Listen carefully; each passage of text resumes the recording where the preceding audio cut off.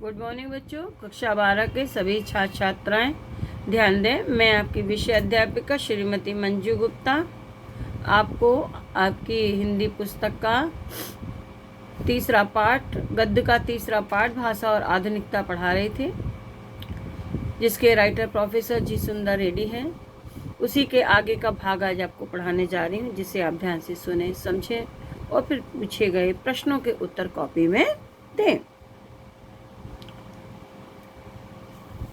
लेखक कहता है कि विदेशी शब्द जिन्हें प्रांतीय भाषाओं में ग्रहण करने की आवश्यकता है, खास तौर पर दो तरह के होते हैं, वस्तुमूलक और भावमूलक।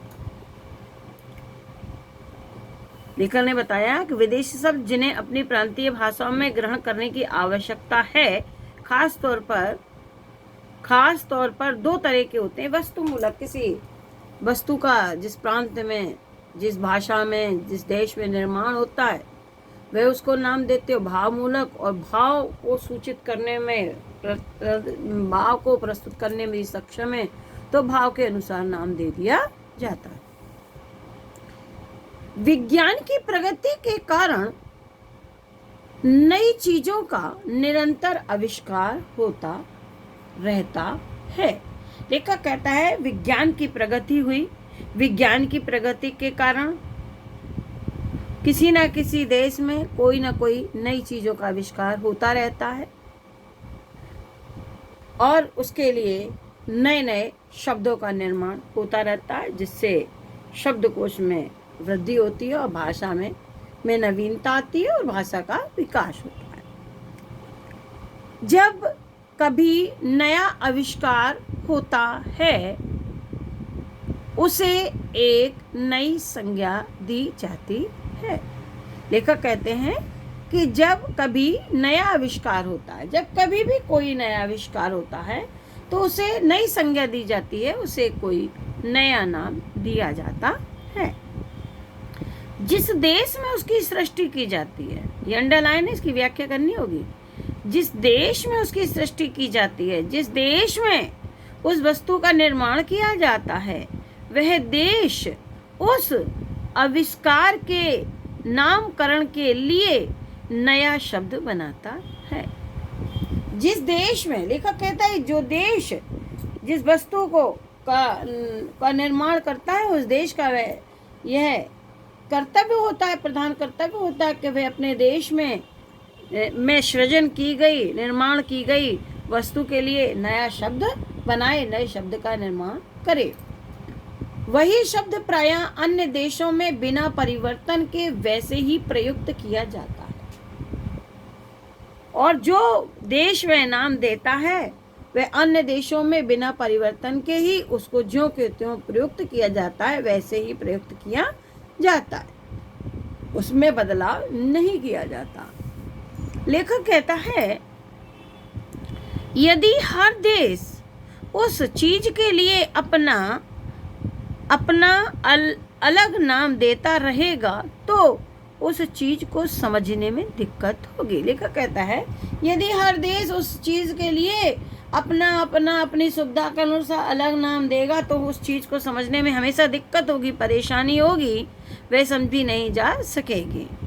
इसीलिए जिस देश में उस वस्तु का सृजन होता है, वह देश उस वस्तु को अपना नाम देता है और उसे हमें ज्यों के त्यों प्रयुक्त करना चाहिए, स्वीकार भी कर लेना चाहिए। उदाहरण देते हुए लेखक कहता है जैसे रेडियो, टेलीविजन, स्पुतनिक। प्रायः सभी भाषाओं में इसके लिए एक ही शब्द प्रयोग होता है। रेडियो के लिए, टेलीविजन, स्पुतनिक, तीन शब्द उदाहरण देते हुए बताए हैं कि प्रायः सभी देशों में इसके लिए एक ही शब्द प्रयोग होता है, अलग अलग शब्द नहीं प्रयोग किए जाते हैं।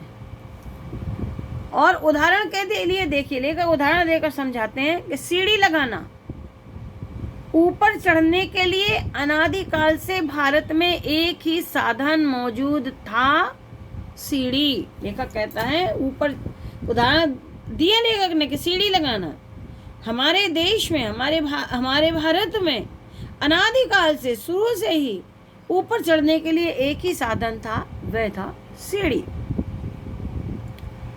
औद्योगिक क्रांति आदि ने आवश्यकता के अनुसार और भी कई तरह की सीढ़ियों का निर्माण किया, जैसे लिफ्ट, एलिवेटर, एक्सीलेटर। लिखा कहता है फिर औद्योगिक क्रांति हुई और औद्योगिक क्रांति में अपनी आवश्यकता के अनुसार कई प्रकार की सीढ़ियों का निर्माण किया ऊपर चढ़ने के लिए, और उसे अलग अलग नाम दिए, जैसे लिफ्ट, एलिवेटर, एक्सीलेटर आदि। आगे लेखक कहता है कि भारतीयों के लिए ये बिल्कुल नए शब्द थे, क्योंकि भारतीयों ने ये शब्द कभी नहीं सुने थे। उनने जब ये शब्द सुने तो उनके लिए बिल्कुल नए थे, और इसलिए भारतीय भाषाओं में इसके लिए अलग अलग नाम द्रष्टव्य नहीं होते। इसीलिए लेखक कहता है कि हमारी भारतीय भाषाओं में लिफ्ट, एलिवेटर, एक्सीलेटर के लिए अलग अलग नाम दिखाई नहीं देते, क्योंकि ये हमारी भाषा हमने कभी सुने ही नहीं थे। हमने तो एक ही चीज़ जानते थे कि ऊपर चढ़ने के लिए एक ही साधन होता है, वह सीढ़ी। लेकिन औद्योगिक क्रांति के बाद नई प्रकार की सीढ़ियों का निर्माण हुआ, जिन्हें जिस देश में उनको नाम दिए गए हैं, तो हमारे लिए बिल्कुल नए थे। इसलिए हमने उसको अपनी भाषा में न खोज कर ज्यों के तो उसको वैसे ही स्वीकार कर लिया। इस स्थिति में उन शब्दों को यथावत माने जैसे के तैसा ग्रहण करने में कोई बाधा नहीं होनी चाहिए। लिखा कहता है ऐसी स्थिति में जो इसके शब्द हम जानते नहीं थे, तो जो दूसरे देशों में उनका निर्माण हुआ, तो ऐसी स्थिति में हमको उन शब्दों को यथावत माने ज्यों के त्यों ग्रहण करने में कोई परेशानी नहीं होनी चाहिए, ग्रहण कर लेना चाहिए। फ्रेंच और लैटिन भाषाओं से अंग्रेजी ने ऐसे कई शब्दों को आत्मसात किया, माने स्वीकार किया, ग्रहण किया है। बताया है कि फ्रेंच और लैटिन भाषाओं से अंग्रेजी ने भी ऐसे कई शब्दों को आत्मसात किया है, और अंग्रेजी से रूसी ने, और अंग्रेजी से रूसी भाषा में कई शब्दों को ग्रहण करके स्वीकार किया गया है। बच्चों, आज मैं आपको यहीं तक के पैरा पढ़ा रही हूँ। इसके कुछ क्वेश्चन आंसर है जिससे मैं आपसे पूछ रही हूँ, जिसे आप देखिए, सुनिए, समझिए और फिर अपनी कॉपी में कीजिए।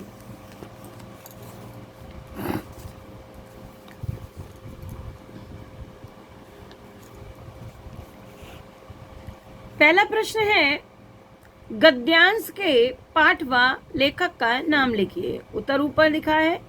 पाठ का नाम भाषा और आधुनिकता, लेखक का नाम प्रोफेसर जी सुंदर रेड्डी। दूसरा प्रश्न है, रेखांकित अंश की व्याख्या कीजिए। बड़ी सरल व्याख्या है, मैंने आपको समझा दी, आप कर लेंगे।